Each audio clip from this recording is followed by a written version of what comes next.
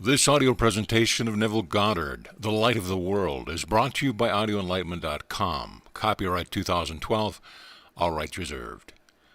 The Light of the World. In all the revelations which await you, there is none so fundamental as the revelation of Jesus Christ. He cannot be known outwardly, but must unveil himself from within. This experience will be yours when your immortal eyes are opened inward, into eternity, the world of thought. He who awakens in you is the Lord Jesus Christ, but he is unseen by the mortal eye. As an individual, the world knows you by your records. They know your date of birth, your parents, your brothers and sisters. Your friends know your weaknesses and limitations, but no one can know the being who awakens with you until the revelation is theirs. Tonight I will try and show you the Lord Jesus Christ, for he is your true identity.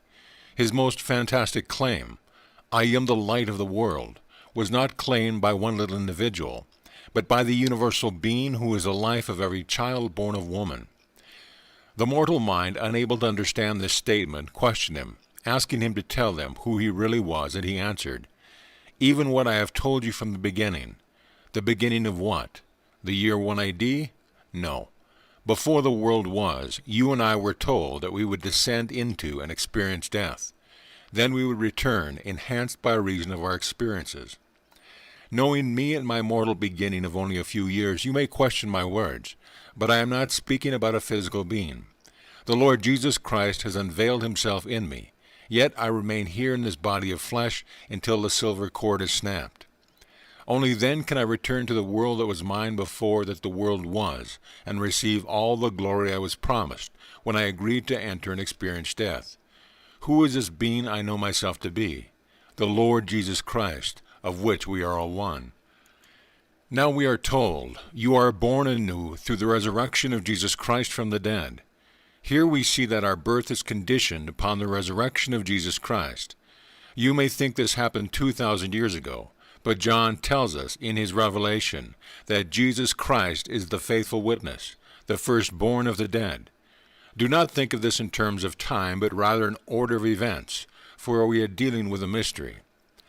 There is only one faithful witness who declares himself to be the Alpha and the Omega, the beginning and the end.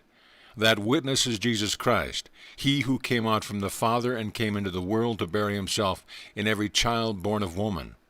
He is in you right now, identifying himself as you, and when he awakes in you, his first act is to resurrect from the dead. This is followed from your birth from above. When the story of Christ awakens within you, you are no better than one who will awaken tomorrow, for you do not precede him, as his story does not take place in time. I am speaking of the order of events. Listen to the words carefully. Jesus Christ, the faithful witness, the firstborn of the dead. There are two events which take place here simultaneously. We are born anew through the resurrection of Jesus Christ from the dead. Christ must first awaken in you, then resurrect himself from the dream in which he died before he, as you, can be born from above. Christ is in you. He is not some being who lived 2,000 years ago, was crucified on a wooden cross, and rose from the dead for your salvation. The Christ is buried in you individually. This is the age of awakening, and everyone is going to awaken. No matter what a man or woman has done here, he is forgiven, because God played the part and all things are moving toward the fulfillment of a predetermined end. We are told in the 15th chapter of 1 Corinthians, the 51st verse, "We shall all be changed in a moment, in the twinkle of an eye, for the trumpet will sound and we shall rise from the dead." At the end of your long, long journey, you will be changed individually. This I know to be true from experience. You are so unique that you alone hear the trumpet, which causes you to awaken and brings you back into the infinite being that you really are, to play your distinct part, for no one can take your place. We shall all, not just a few, but all be changed in a moment, in the twinkle of an eye, for the trumpet will sound, and we will awaken and rise from the dead. What is the trumpet? The word means a vibration, and may I tell you, it is the most unusual vibration you have ever felt. I have heard numberless vibrations as you have. A concert is a series of vibrations synchronized into harmony. The piano, the violin, the cello, all are vibrations. But the trumpet Paul refers to is a peculiar vibration which is centered in the head and cannot be stopped. When the vibration occurred in me, it continued until I awoke to find myself in my skull. How long I had been there I do not know. I will go along with Blake, but I do not know from experience. I only know that a peculiar vibration awoke me. This was followed by my birth from above, and it only took a moment for the trumpet to sound and Christ in me to awaken. Yes, Christ is the firstborn, for his birth begins a series of events which continue for 42 months. And when the revelation has completed itself in you, you will still be tied to your physical body by its silver cord. So you will tell your experience to encourage others. Nothing in this world is really important and will prove itself to be pure nonsense. Men are given Nobel Prizes, money and honors relative to their findings here, which are non-existent. No one will ever find life in a test tube, for life exists only within individual man. The day is coming when you will feel an activity within you, arrest it, and see the world stand still. Then you will know that you are life itself, and the life you know yourself to be will never be found in any test tube. Jesus cannot be known or proved to exist externally. Only the incurrent eyewitness can know him. Only those whose immortal eyes are opened inward into the world of thought will see the truth of which I speak. For I have awakened from the dream of life and know myself to be the light of the world. This is a fantastic claim, one I know you are going to experience. The day will come when you know you're not only the light of the world, but you are the sender of infinite, pulsing, living light, of which there is no circumference. As light you will be pure, as not a thing will be in it, no worlds, no suns, no planets, but nothing. Just you, and you are infinite light. You will see me as light, yet we will know one another as beings of love, for God is love, and in that awareness we are one with God. Everything said of Jesus Christ in Scripture you are going to experience, and those whose eyes opened inward into the world of thought will see you clothed in the garments of love, of power, of wisdom and light. Then eventually everyone will return to the one being, yet all will be individualized. There is no absorption into, just union with the one being of love, power, wisdom, and light. For this one being is the Christ of Scripture. And so I repeat, of all the great revelations which await us, there is none so fundamental as the unveiling of Christ in us. Let the world do all the unlively things it is capable of doing, remembering that behind the mask of everyone here, a being is buried who will awaken, rise, and come out. And when he does, all will be forgiven, because he will know he was the one who did the unlovely acts as he wore his many masks. In last Sunday's New York Times Magazine, I read a story written by one of Hitler's right-hand men. In it he said, "I can't describe it, but Hitler had the capacity to make everyone obey his will. He seemed to have no center and was in such complete control of himself that we were like puppets to him. Hitler slaughtered millions, yet blamed his own people when he did not succeed, saying, 'The stronger power has succeeded. They will rule now. It serves my people right.' Here is the voice of hell, which is always self-justification. In the end, Hitler failed and blamed the people he had controlled for many years. He thought he had control forever, but he lost it. For God has planned everything as it comes out and as it will be consummated. Hitler was used for a purpose. To us it was a horrible purpose, but as we are told in Genesis, you intended it for evil, but God meant it for good. Joseph, the dreamer in you, was sold into slavery, but God knew he could be used for his purpose. The brothers intended evil against him, but God meant it for good and raised Joseph to the level of Pharaoh, where he saved civilization from starvation. Read the story of Job, and once again you read of an innocent man who was used. Everyone is Job, who in the end will bring forth that which is buried within, which is the plan of redemption, to say with Job, 'I have heard of these with the hearing of the ear, but now my eye sees thee.' After you have gone through all the furnaces, he who is buried within you, who is your reality of being, your true identity, will erupt like a tree coming into blossom and bear its fruit. The first fruit to appear is your awakening and your birth from above. The second great event is to discover your fatherhood. The third occurs as you ascend back into the heavenly sphere where you were before you came down. For no one returns to heaven, but he who first came down from heaven, the Son of God. You came down from heaven. That's why you're going to go back, enhanced by the experience of this world of hell. The fourth act is a glorious one, when the seal of approval is placed upon your return. For then you are redeemed, and when you leave this sphere you will join your brothers to become one of the watchers from above, faithfully and lovingly awaiting their return. No one will be lost, not one. Listen carefully. All will be changed. Paul begins his story by saying, "Behold, I tell you a mystery." The mystery is that all will be changed. It doesn't take long. In a moment, in a twinkle of an eye, you begin to awaken and are born from above. Those with mortal eyes cannot see spirit, but those who witness your spiritual birth will see the sign of it. That sign is a child fulfilling Scripture. Unto you a child is born. For your spiritual birth is when God is born. At that moment he brings back his Son, which is yourself.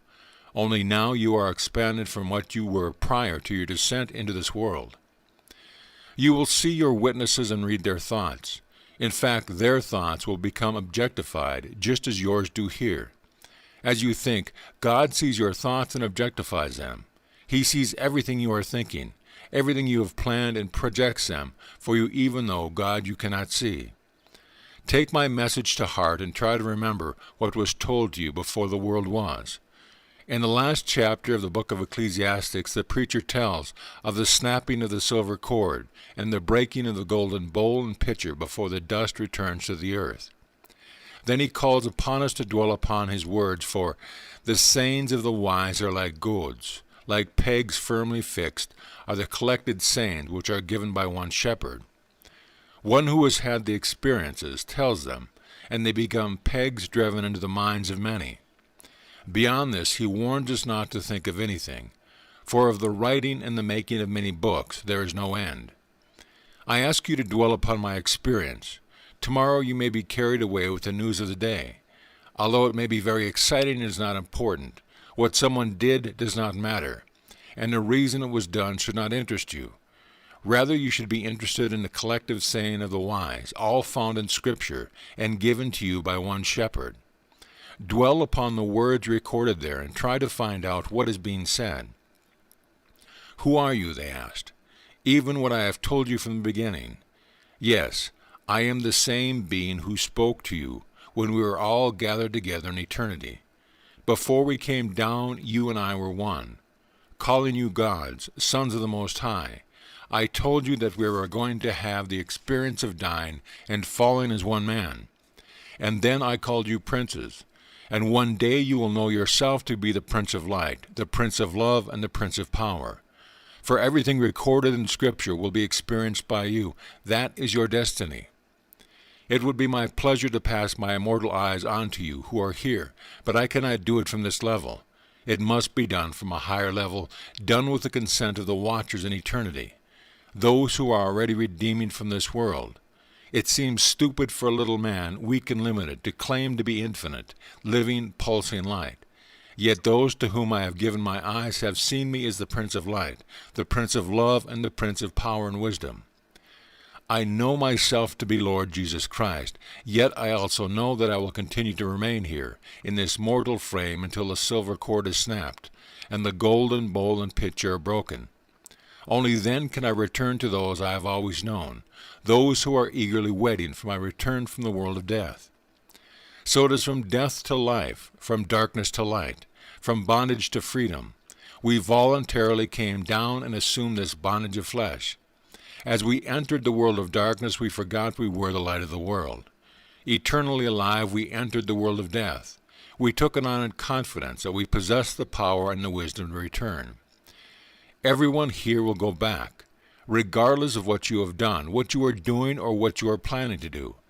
Everyone, including Hitler and Stalin, including every monster who ever lived, all will be redeemed, for they were used for a purpose. No, you don't love the individual who played the part, but beyond the mask of the body is God. One day the incurrent eyes will be yours, and you will see the Lord Jesus Christ behind that mask. Jesus cannot be proved as having ever existed or known by any outward means. No matter where your search or what the priests tell you, you will never find any genealogy of Jesus Christ, for he is not to be found outwardly. Only those whose immortal eyes are open into the world of thought can find him. They know the truth concerning Jesus Christ from experience, and in the world of man they will share their story for those who hear to believe or disbelieve. When John told his story, he said, "I am a witness to what I have heard and seen with my own eyes, which I have handled out with my own hands concerning the word of life." Now John is not some professor who is trying to give society a convincing set of arguments. Rather, he is simply telling what he heard and saw in a region beyond that which can be explained with the rational mind. He invites everyone who hears his story of redemption to believe him, but he allows the individual to decide whether he will accept or reject it, just as I do. Now the Christ that you accept on faith comes to you as one unknown, yet one who in some mysterious manner lets you experience who he is. In his letter to the Galatians, Paul asks his question, "Did you receive the Spirit by works of the law or by the hearing with faith? Are you so foolish, having received the Spirit by faith, are you now ending with the flesh?" Now I ask you, are you thinking of Jesus as a being of flesh and blood, when you know that flesh and blood cannot inherit the kingdom of heaven? Are you thinking of a physical Savior? Didn't you receive the Spirit by hearing the story and accepting it with faith? For your acceptance was the Spirit. If after hearing this incredible story you believe it, go your way and it will unfold within you. But if you reject it, your rejection will simply delay its experience. For you are destined to know the truth, which will set you free from this bondage to decay. All of the things that man is now discovering concerning the secret of life aren't so at all. I tell you, you are the light of the world. One day you will come upon a scene, arrest it, and stop all the intentions of those there. Then you will know that everyone is dead, and you alone are alive in life itself. And as you release their activity in you, the scene will take on life once again, and then you will know from experience that you surely are the light of the world. Now, let us go into the silence.